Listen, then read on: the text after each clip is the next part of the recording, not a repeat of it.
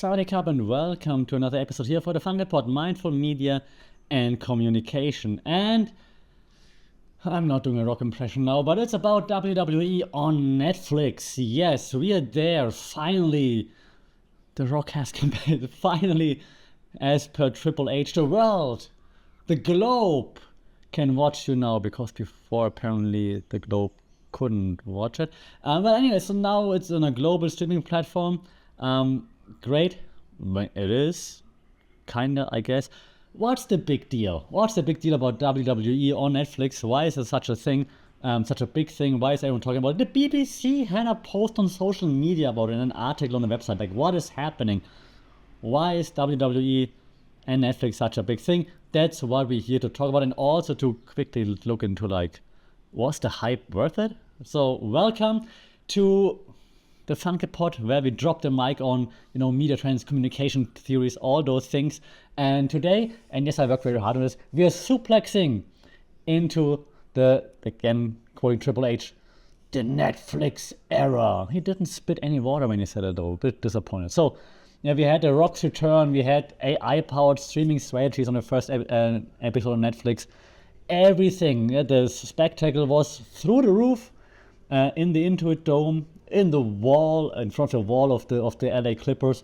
So let's take a look at, like, what actually happened through the lens of media theories. Okay, so gonna look a little bit at, like, WWE's legacy, just a little bit, because it has a significant impact on live entertainment, of course.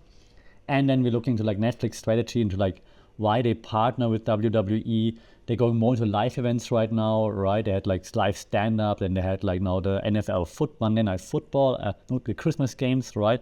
Live. So, yes, it's a bit of a move from binge culture to now live streaming. Very, very, very interesting, I believe. All that and more in the next 20 minutes or so, okay?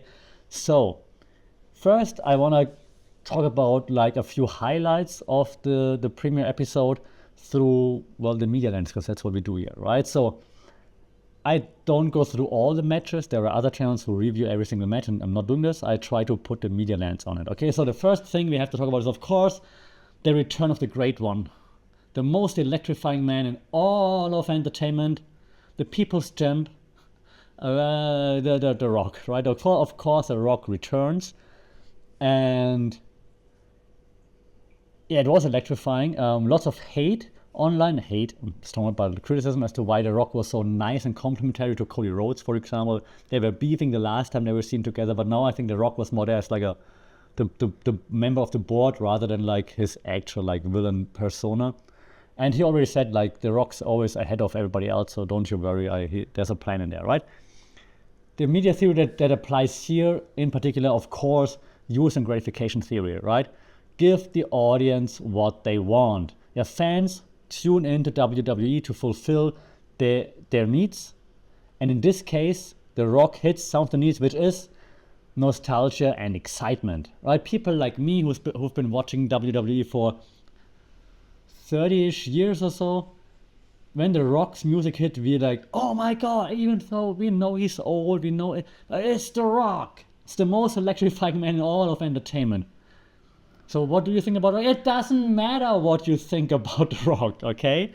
So it's like this nostalgia moment. You're like, oh my God, so cool. Okay, so that's definitely use and gratification, right? The Rock's return clearly caters to, like, an audience like me, myself, and I. Like, audience demands for spectacle, sentimentality, things like this. As soon as he hits a catchphrase, you're like, yes! I'm doing the Rock goosebump thing right now if you're not watching. Okay, so that was, of course, one thing. I'm not talking about his delivery right now, but it's just, like, a media theory that is clearly being used here, okay? Another thing that they did very well from a media point of view was in the match between CM Punk and Seth Rollins. It was more of an old school match, kind of, like lots of back and forth, brawling and so on. Like, it's not super high flying or anything, with some moves in between, of course. But the dramaturgical perspective here, and that's now the media theory, was pretty impressive, I think, because, of course, in every match there's, like, hero villains, there are tweeners that are the ones that are in between.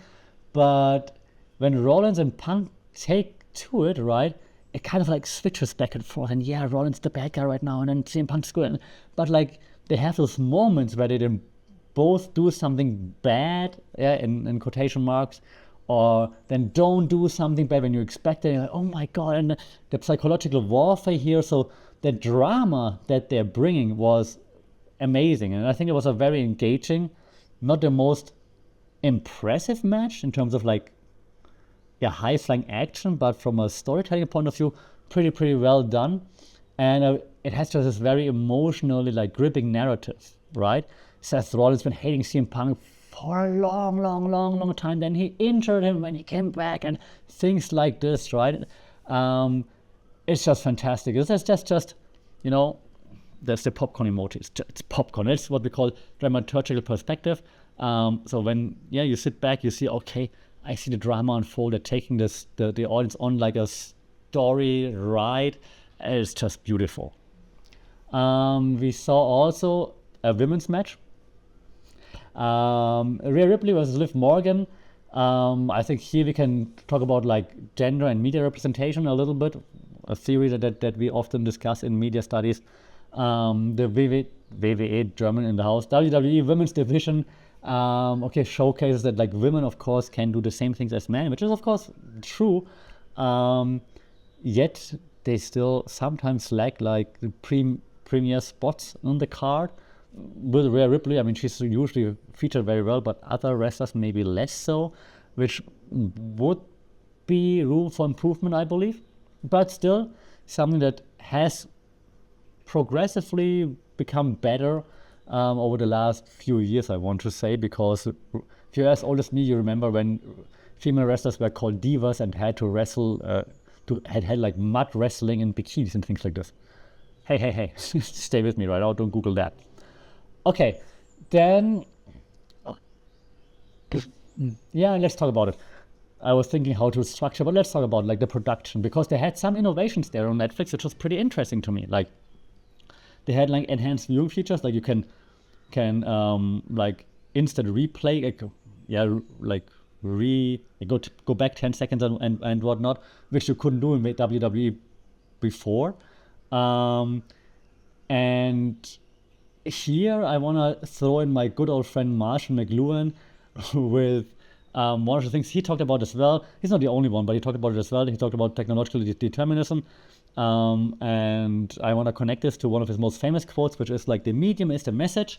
And yeah, if you're one of my students, you probably have bleeding ears because I mentioned this quote so many times. But those advanced features now, like scrolling back, basically real-time subtitles for the first time ever, personalized ads, like depending on the location where you are, like outside of the US, you didn't even get like those ad breaks in between, for example. Pretty interesting. So this all redefines how like live content is consumed, and I think also like contextualized on a global stage, which is pretty cool from just a production point of view. Like, oh, it's kind of cool that you're trying something new here. If it's really a cool thing per se, let's see about that, but it's nice to see that they're trying something new and that they're adding something. So that also means there's no censorship right now anymore. Let's see for how long, but it also means that when The Rock came out and dropped the F-bomb and things like this, you're like, oh, wow, okay, F-bomb on basically American television, like, wow, let's effing go. Very interesting. The cameras, I'm not going too much into technical detail, but also pretty cool because I think the visuals have been also quite a bit different. Also with how the ring is now structured and like the lighting and everything a bit different than before. But it was just pretty cool. Like, it's just a visual culture thing. That's the theory. Because if you use like dynamic visuals, close-ups and so on, that of course like emphasizes the performance, and also then leads to like a more real feeling of those hyper-real, you remember hyper-reality, I hope, those hyper-real aspects of wrestling, right? So the camera work is so important in wrestling because it helps with the storytelling.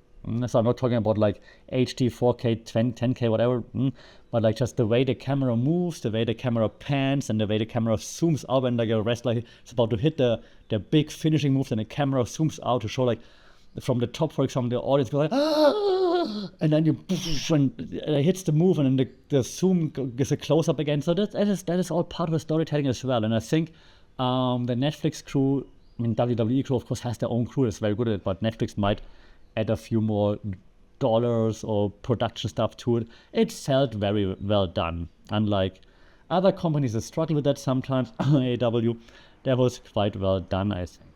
Okay, then talk about, however, how it's been received online. It's been 2 days since it happened, so I looked at the fan reactions, right? And there was lots of positives. Like the production quality was like glowingly assessed, basically. The accessibility, no streaming issues, all nice. That leads us to like a theory that we know very well, the agenda setting theory, meaning don't tell people what to think, but what to think about, and to think about like how good it was. And it's of course something that WWE keeps pushing now. So they keep retweeting, resharing all those positive responses, obviously, right? So reviews help, and positive reviews, WWE will of course push them out, obviously. A few negative aspects that we heard were probably maybe the pacing. But it's of course first show you want to have The Rock, you want to have John Cena, you want to have Roman Reigns, you want to have CM Punk, you have them all. You have Hulk Hogan being booed out of the building, which was amazing. So maybe just a little bit too fast paced, right? If you look at like a theory just such as cultural hegemony, for example, you would be able to say like, hey, well, maybe the deal right now could dilute like what made WWE, namely that it wasn't super mainstream. Yes, it's big, but not like mainstream, right? It was like, hey, we're like this fandom, and now it's like, you open Netflix right now, there's Raw, right? So maybe that's something that is worth ignoring from a WWE point of view, of course, but something that maybe a hardcore wrestling fan might be thinking about, right? I miss the days when it wasn't just that mainstream. Oh, those sellouts now. That could be something.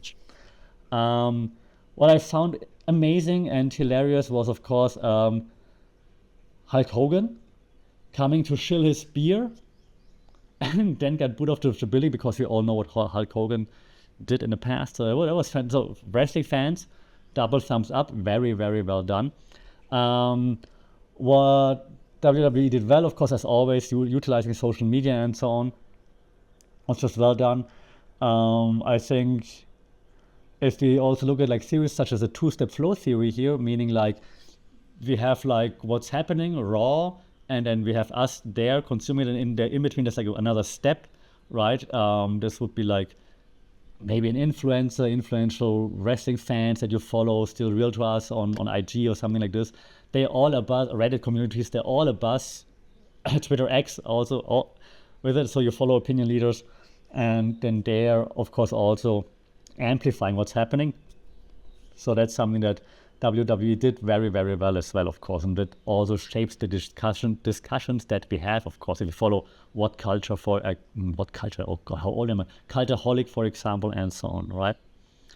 When it comes to the media landscape for Netflix and WWE, I want to think about a little bit the economy of media, another theory, okay? So I read it's a $5 billion deal, and I think that just reflects something, and I'm not sure how to feel about it. It's like kind of like the commodification of life events, right? As soon as someone becomes becomes a commodity, it's like cool, it goes mainstream, but is it still as cool? Or do we still have this, is it still as authentic, is the question? Or do you now have to, like, because you're mainstream, have to deliver all the time? But then again, WWE has been a weekly program forever, so they should be the ones that probably struggle the least with that, right?